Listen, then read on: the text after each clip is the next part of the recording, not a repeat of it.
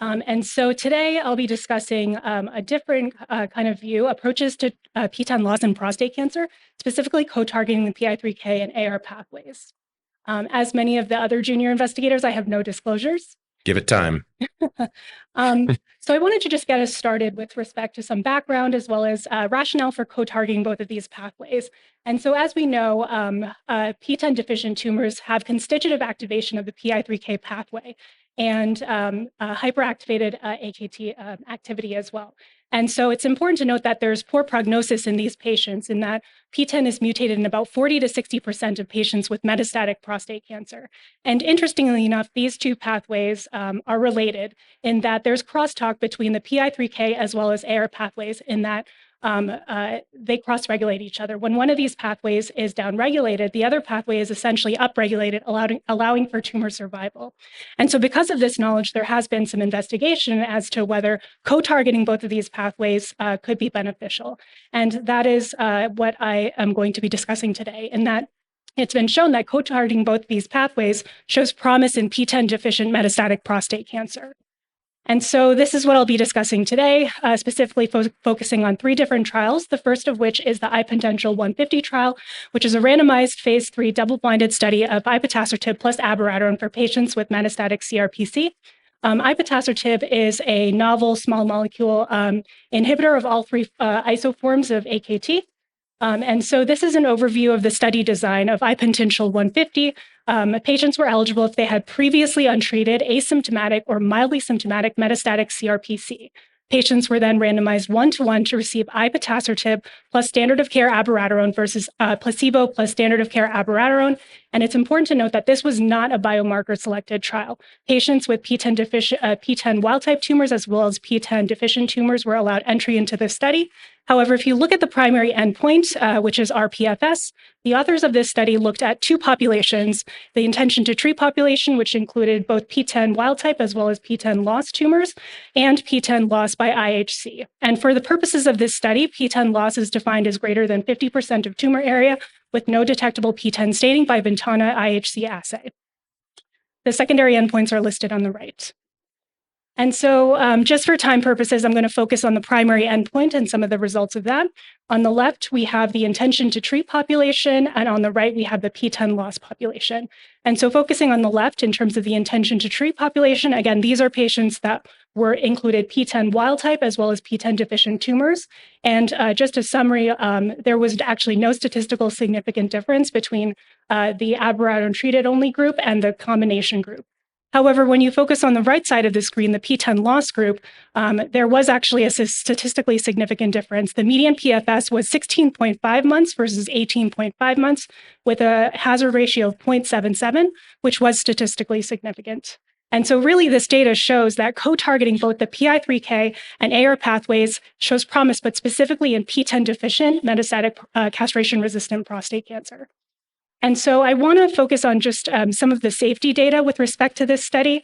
Not unexpectedly, the addition of an AKT inhibitor to abiraterone did result in more frequent adverse events, including greater than or equal to grade 3 toxicity, as well as events leading to discontinuation, dose reduction, as well as dose interruption. On the right, we have the most common adverse events circled in red. And I do want to point out 4 adverse events of interest, which include diarrhea, hyperglycemia, rash, as well as transaminitis. And overall, this study really showed that we should focus on a PTEN deficient population when studying these two pathways and targeting these two pathways, but there is some associated toxicity when we are targeting these pathways. The second study that I want to discuss briefly is a phase 1 study of a different AKT inhibitor, capivasertib plus abiraterone, for patients, again, with metastatic CRPC. And capivasertib, like ipatasertib, is a novel small molecule AKT inhibitor, but different than ipatasertib, it's dosed intermittently, whereas ipatasertib is dosed daily. And the thought is that this could mitigate some of the toxicity. And so this is an overview of the study design of this phase 1 study. The goal of the study was to identify an appropriate dose of capivasertib in combination with standard of care abiraterone. And so there were 2 parts of this study, part A, which was the dose exploration phase, as well as part B, which is the dose expansion phase. And the dose that was selected for this study was 400 milligrams twice a day, 4 days on and 3 days off, again, intermittent dosing. And if there were no DLTs, which was the first 28 days of treatment, the study went on to Part B, which was the dose expansion phase. And so just briefly, these are the results. There were no DLTs when using these doses that I've listed here. Of interest, there were 9 out of the 27 patients treated that had reduced PSA levels greater than 20%, which showed some preliminary efficacy for this combination. And so again, I want to focus on some of the adverse event data on the circle in the red.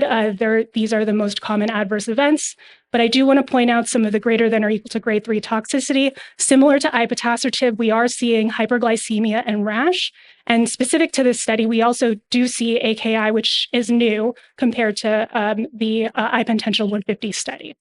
However, overall, this study and the authors concluded that this had an acceptable safety profile and really it warranted further investigation in patients with advanced prostate cancer.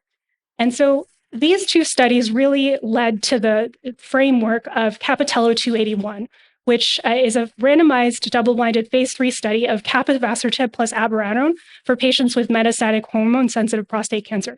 But the difference in this trial is that this was biomarker selected.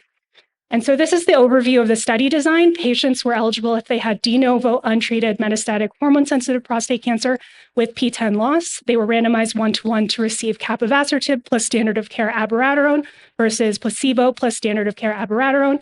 And again, this is biomarker selected. PTEN was defined by IHC, similar to IPotential 150, and the primary endpoint was radiographic progression-free survival. The study started enrollment in 2020. Unfortunately, we don't have results of this study yet, but it'll be exciting to see what those show. And so I want to finish this talk off by discussing targeting these pathways in earlier disease states. So I had mentioned that the PTEN loss rate for patients with metastatic disease is about 40 to 60%. However, we are seeing this in earlier disease where we're seeing about 15 to 40% of localized prostate cancer with PTEN deficiency. And so there have been investigations looking at a high-risk population with localized disease, mainly in neoadjuvant combination studies. And this includes the SNARE study, which is a phase 2 study of ADT and abiraterone with capivasertib that's being run through the VA, as well as Dr. Dana Rathkoff's CHARIOT study, which is a phase 1b/2 study of copanlisib with dageralex in patients with PTEN loss. And so I'd like to finish off with some takeaways and some future considerations. So as I had mentioned, PTEN deficient tumors have constitutive activation of the PI3K pathway, and this pathway, as well as the AR pathways, exhibit reciprocal feedback. Co-targeting of these pathways does show promise in PTEN deficient metastatic prostate cancer, but we need to think about strategies of bringing this earlier on. And that's being done in Capitello 281. But I would argue that there should be further investigation warranted in high-risk localized disease because we are seeing this more and more in our clinics, and that's being done in these neoadjuvant combination studies.